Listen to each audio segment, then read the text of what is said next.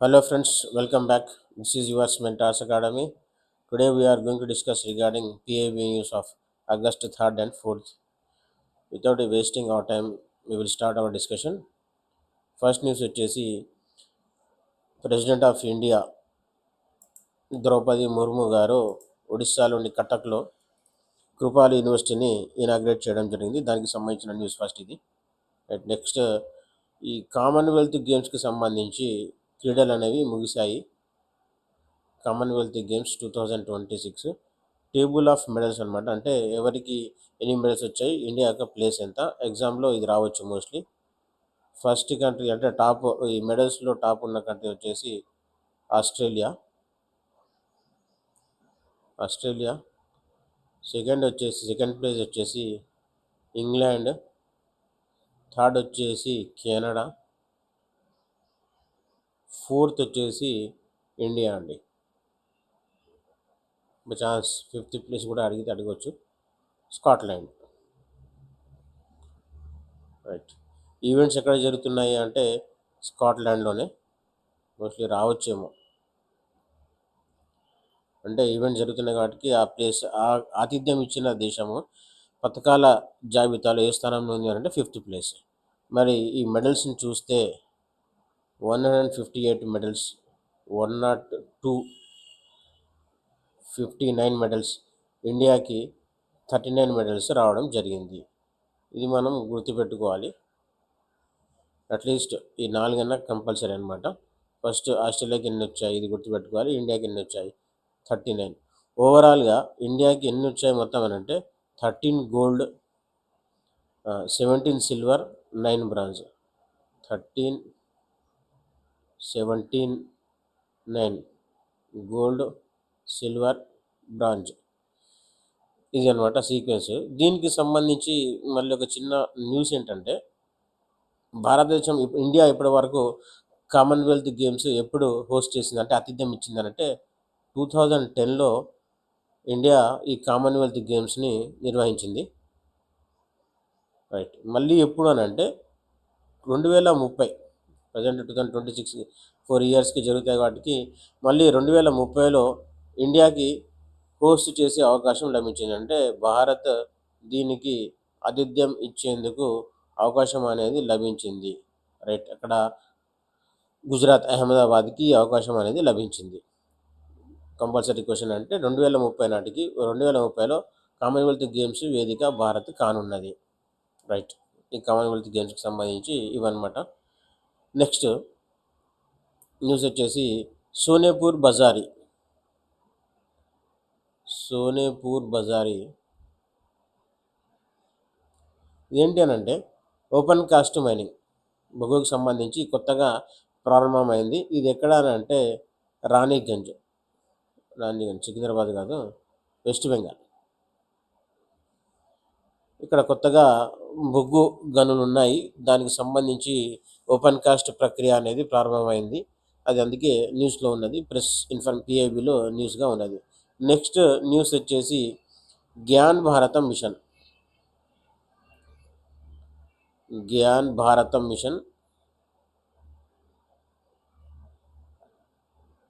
ఇదేంటంటే ఈ మ్యానుస్క్రిప్ట్స్ అంటారు కదా, శాసనాలను డిజిటలైజేషన్ చేసే ప్రక్రియ. జ్ఞానం భారత్ ఇది యాక్చువల్లీ ఏంటంటే భారతదేశంలో ఉన్న అన్ని రీజనల్ లాంగ్వేజెస్ అన్ని భాషల్లో ఉన్న శాసనాలను డిజిటలైజేషన్ చేసే ప్రక్రియనే ఈ జ్ఞాన్ భారతం మిషన్. ఇది ఎప్పుడు స్టార్ట్ అయిందని అంటే చూడండి, నేషనల్ చూడండి, Gyan Bharatam mission launched under ministry of culture. ఇది కూడా అడుగుతాడు, ఈ మినిస్ట్రీ కంటే culture aims to safeguards India's vast manuscript heritage and revive its civilisational knowledge traditions for future generation. భవిష్యత్ తరాలకు సంబంధించి ఉన్న ఈ సివిలైజేషన్కి సంబంధించిన మొత్తం ఈ నాలెడ్జ్ని భవిష్యత్తు తరాలకు ఉపయోగపడే విధంగా భద్రపరచాలనే ఒక లక్ష్యంతో more than 3.5 lakh digitalised manuscripts are available on Gyan Bharatam portal at present public access. అసలు యాక్చువల్లీ ఎప్పుడు ప్రారంభించారంటే 2026 మార్చిలో నేషనల్ మేనుస్క్రిప్ట్ సర్వే అని స్టార్ట్ చేశారు 2026లో. ఇదేంటంటే all states and union territories, అన్ని రాష్ట్రాలు మరియు కేంద్ర పాలిత ప్రాంతాల్లో ఉన్న ఈ శాసనాలను అన్నింటినీ కూడా డిజిటలైజేషన్ చేయడానికి గాను 2026 మార్చిలో దీన్ని ప్రారంభించారు. ప్రస్తుతం ఇన్ని 3.5 లక్షల డిజిటల్ చేయబడిన ఈ శాసనాలు అనేవి ఈ పోర్టల్లో లభ్యం ఉన్నాయని చెప్పారు. ఇక్కడ ఇంపార్టెంట్ ఏంటంటే జ్ఞాన్ భారత మిషన్. నెక్స్ట్ నెక్స్ట్ వచ్చేసి Manodarpan.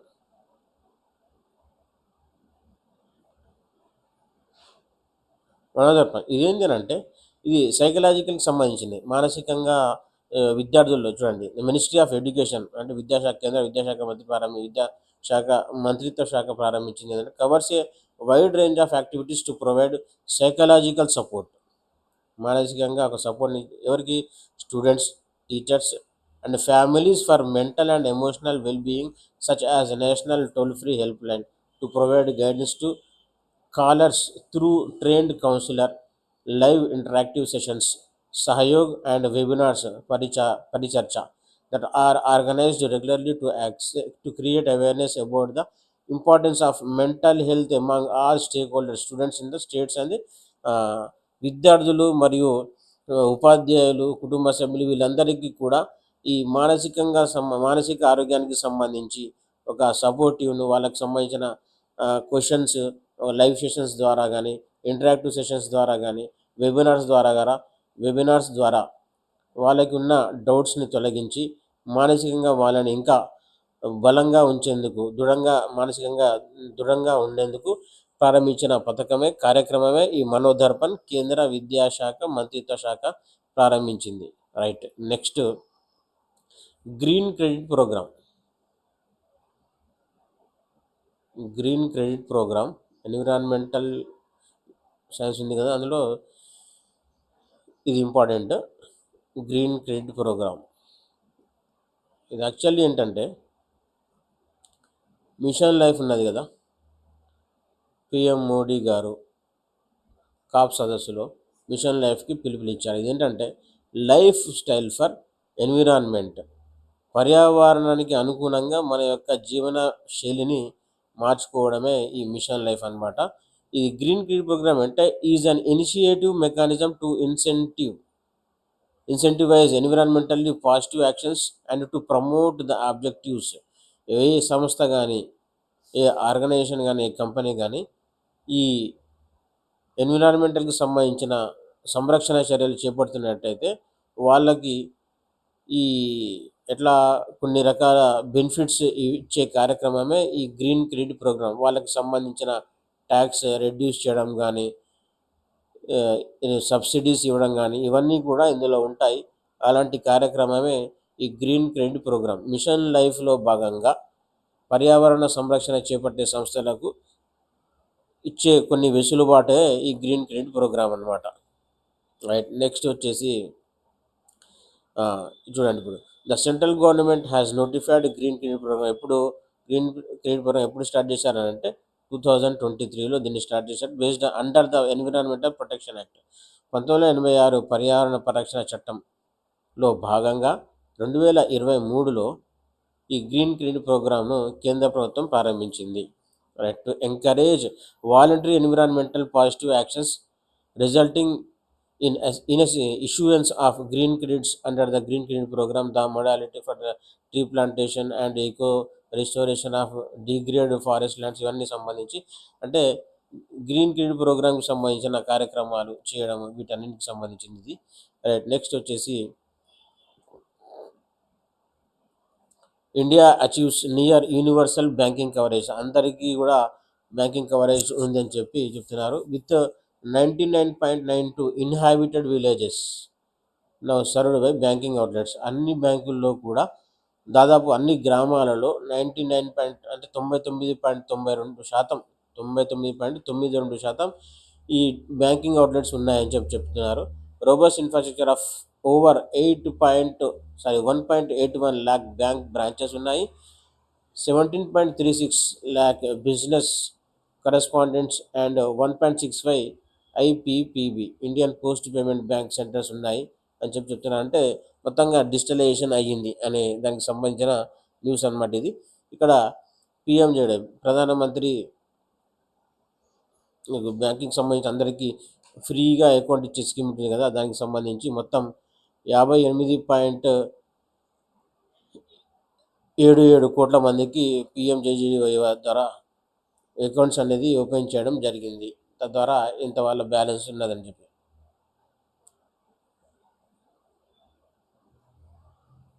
Next organ donation day. Union ministry of state for health and family welfare Anupriya Patel ఏం చెప్పారంటే, strengthening organ donation movement as India observe 16th Indian organ donation, అంటే అవయవాలకు సంబంధించి మార్పిడికి సంబంధించిన కార్యక్రమం ఇది. ప్రస్తుతం భారతదేశంలో 16th Indian organ donation day అనేది మనం అబ్జర్వ్ చేస్తున్నాము. దానికి సంబంధించి న్యూస్ అనమాట ఇది. మొత్తం ఓవరాల్గా 20,138 ఆర్గాన్ ట్రాన్స్ప్లాంట్స్ పర్ఫార్మ్డ్ ఇన్ 2025 ఇన్ని చేశారు. Highest ever single year. అత్యధికంగా 2020లో చేయడం జరిగింది. అవయవాల దానము లేదా అవయవాల మార్పిడి. India retains global leadership in living donor, అంటే బ్రతికి ఉన్న వాళ్ళకి సంబంధించి అవయవాల దానం చేయడంలో భారతదేశం అంటే ప్రపంచంలోనే ఒక గ్లోబల్ లీడర్ స్థాయిలో ఉన్నది. Third world wide in total organ transplantation. ఇక్కడ ఏంటంటే living donor organ transplants plus మొత్తం టోటల్ ఆర్గన్ ట్రాన్స్ప్లాంట్స్ మొత్తం ఓవరాల్గా ప్లస్ బతుకున్న వాళ్ళకి మార్పిడి జరిగింది అంటేనేమో ఫస్ట్ ప్లేస్లో ఉన్నది. మొత్తం టోటల్ ఆర్గన్ ట్రాన్స్ప్లాంట్స్లో మాత్రం ఇండియా థర్డ్ ప్లేస్లో ఉన్నది. Right. Deceased donor organ transplant increases more than ఇదంతా నెంబర్స్. రైట్. ఇక్కడ వీళ్ళు ఒక ప్రోగ్రామ్కి కాల్ఫర్ చేయడం జరిగింది. అది జగ్ జియో అభియాన్. ఈ ప్రత్యారోపణ ప్లాట్ఫామ్ అని ఒక ఇది నొట్టు అనేది మొబైల్ యాప్ ఈ ఆర్గాన్ ట్రాన్స్ప్లాంటేషన్కి సంబంధించి. ఇందులో ఏంటంటే ఎవరికైతే ఆర్గాన్స్ కావాలో వాళ్ళు అందులో యాప్లో వాళ్ళ యొక్క డీటెయిల్స్ ఇవ్వాలి. ఎవరైతే ఆర్గాన్ డొనేట్ చేయాలనుకుంటారో వాళ్ళు కూడా త్రూ ఈ మొబైల్ యాప్ ద్వారా ఇన్ఫార్మ్ చేయవచ్చు. నెక్స్ట్ ఈ ప్రధానమంత్రి శ్రమ్ యోగి మాన్ధన్ అభియాన్ PMSYM చాలా ఇంపార్టెంట్ అనేది ఇది. ప్రధానమంత్రి శ్రమ్ యోగి మాన్ధన్ అనేది ఈ అంటే కార్మికులకు సంబంధించి యాక్చువల్లీ ఇది ఏంటంటే 2019లో ప్రారంభం అయ్యింది. ఇక్కడ ఏంటంటే in order to provide old age protection to the workers of the unorganised sectors, అవ్యవస్థీకృత రంగంలో పనిచేసే కార్మికులకి ఇచ్చే ఈ పెన్షన్ గురించి చెప్పేదే PM శ్రమ్ యోగి మాన్ధన్ అనమాట. అయితే this is a voluntary contribution, అంటే వాళ్ళ యొక్క జీతంలో నుంచి ఎంత మేరకు కట్ చేసుకోవాలి, ఎంత మేరకు దాంట్లో జమ చేసుకోవాలని చెప్పేది. అంటే డైరెక్ట్ అంటే వాళ్ళ యొక్క ఎంప్లాయర్ ఎవరైతే ఉపాధి కల్పిస్తాడో పని కల్పిస్తాడో అతను కాదు, ఎంప్లాయ్ మాత్రమే. అతనికి వాలంటీర్గా అతనికి ఇష్టం ఉంటేనే అందులో జాయిన్ కావచ్చు. Under the scheme A monthly assured pension ఎంత వస్తుందండి? 3,000 is provided to the unorganised workers after attaining, అంటే 60 ఏళ్ళ తర్వాతకి 60 ఇయర్స్ తర్వాతకి అతడికి నెలకి ఎంత వస్తుంది పెన్షన్ అని అంటే 3,000 రూపాయలు పెన్షన్గా అతనికి వస్తుంది. మరి ఎవరు ఎలిజిబుల్ అంటే the workers in the age group of 18 to 40 years, వాళ్ళకి 18 నుంచి 40 సంవత్సరాల వయసు మధ్య ఉన్న వాళ్ళు మాత్రమే దీనికి అర్హులు. వాళ్ళ యొక్క వేతనం ఎంత ఉండాలంటే 15,000 అంతకంటే తక్కువ ఉండాలి. And not a member of EPFO, ఈ మిగిలిన ఏదైతే పెన్షన్స్ ఉన్నాయి కదా అందులో అతడు సభ్యుడవై ఆ ప్రయోజనాలు పొంది ఉండకూడదు. 15,000 ఆర్ లెస్ ఇంత శాలరీ వస్తున్న వాళ్ళు మాత్రమే ఈ పథకానికి అర్హులు అనమాట. వాళ్ళు మరి నెలకి ఎంత చెల్లించాలి అని అంటే from 55, the monthly contribution amount ranges from 55 to 200 rupees, ఇంతకంటే ఎక్కువ వేయడానికి లేదు. Upon the entry age of the beneficiary, వాళ్ళ యొక్క ఏజ్ ప్రకారం క్యాలిక్యులేట్ చేయడం జరుగుతుంది. కనీసం మాత్రం 255 రూపీస్ నుంచి హైయెస్ట్ ఏదంటే minimum to maximum 200. Under the scheme 50% monthly contribution is payable by the beneficiary. Monthly contribution is payable is beneficiary and the equal matching contribution is by the central government. For example అతడు ఈ స్కీమ్కి ఒకవేళ eligible అయితే అందులో అతను సభ్యుడు అయితే ఆ scheme ద్వారా అతను ప్రయోజనం పొందాలనుకుంటే ఒకవేళ 100 రూపీస్ అతని యొక్క ప్రీమియం అంటే 50 రూపీస్ అతడు బెనిఫిషియరీ అంటే ఎవరు లబ్ధి పొందుతున్నారో అతను చెల్లిస్తే మిగిలిన 50% ఎవరు చెల్లిస్తారు? సెంట్రల్ గవర్నమెంట్ అనేది చెల్లిస్తుందండి. రైట్. శ్రమయోగి మాన్ధన్ అనే స్కీమ్ కింద పిఎం వికాస్ చాలా ఇంపార్టెంట్. ఇది మైనార్టీ యొక్క వెల్ఫేర్కి సంబంధించింది. The ministry of minority affairs is implementing ప్రధానమంత్రి విరాసత్ కా సంవర్ధన్. ప్రధానమంత్రి విరాసత్ కా సంవర్ధన్.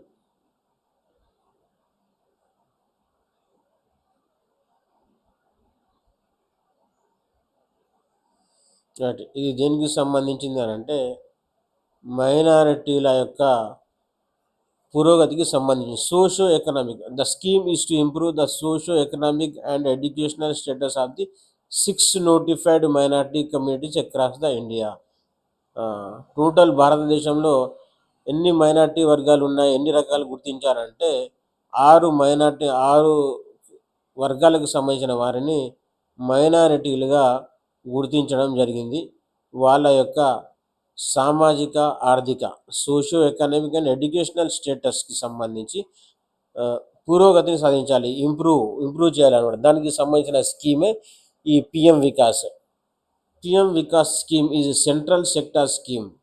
పూర్తిగా కేంద్ర ప్రభుత్వం ద్వారా అమలు చేయబడుతున్న పథకం. And no state wise allocation has been made under the scheme. ఎలాంటి రాష్ట్రానికి ఏ ఇతర రాష్ట్రాలకు సంబంధించిన అలొకేషన్స్ అనేవి దీనికి లేవు. కేవలం పూర్తిగా సెంట్రల్లీ స్పాన్సర్డ్ స్కీమ్ అనమాట పిఎం వికాస్. ఇది మైనార్టీలకు సంబంధించిన సోషో ఎకనామిక్ అండ్ ఎడ్యుకేషనల్ స్టేటస్ని ఇంప్రూవ్ చేయడానికి తీసుకొచ్చిన పథకమే ఈ PM Vikas. Next, ministry of parliamentary affairs వాళ్ళు ఒక కార్యక్రమాన్ని లాంచ్ చేశారు. ఏంటంటే ఎన్వైపిఎస్. ఇది నేషనల్ యూత్ పార్లమెంటరీకి సంబంధించింది కదా. యూత్ పార్లమెంట్ స్కీమ్ సంబంధించి ఒక 2.0 అనే పోర్టల్ని ప్రారంభించడం జరిగింది. ఇదేంటంటే the ministry of parliamentary affairs has launched and upgraded version of the national youth parliament scheme web portal. ఇది ఒకటి నోన్ యాజ్ ద NIPS 2.0 2026లో ఇది ప్రారంభించింది. యాక్చువల్లీ ఇది ఏంటంటే unlike the previous version which was limited to the students of recognised institutions only. ఇప్పుడు present ఏం చేశారంటే NYPS 2.0 is open to all educational institutions, groups and citizens across the country. గతంలో ఏంది యూత్ పార్లమెంట్కి సంబంధించిన కార్యక్రమాల్లో కేవలం గుర్తించబడిన ఇన్స్టిట్యూషన్స్ నుంచి స్టూడెంట్స్ని ఎలో చేసేవారు. ఇక్కడ నుంచి అలా కాదు, ఇక్కడ నుంచి అందరికీ ఇందులో అవకాశం ఉంటుంది అని ఒక చేంజ్ అనమాట. Next, India to host the second BRICS anti corruption working group meeting in Hyderabad. ఇక్కడ హైదరాబాద్లో August 4th and 5th. The Department of Personnel and Training, Government of India will host the second meeting of BRICS Anti-Corruption Working Group and the second meeting of the BRICS Expert Network on Asset Recovery in Hyderabad, Telangana.